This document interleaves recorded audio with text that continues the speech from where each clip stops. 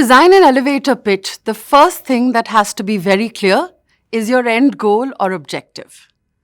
Do you want a job, some advice, funding? What do you want from that person or audience?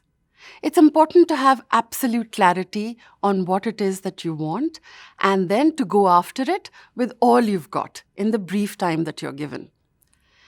It's always important to have some version of a current elevator pitch because some opportunities will not present themselves twice for you to introduce yourself or your venture or project to someone who matters. Pre-preparation is the key here. Always keep one ready and keep refining, revising, and timing your elevator pitch. A good pitch should be anywhere between 25 to 45 seconds, no more than a minute at best. And make sure you don't speak it like you write it. Simple language, comfortable delivery, and relaxed body language go a long way.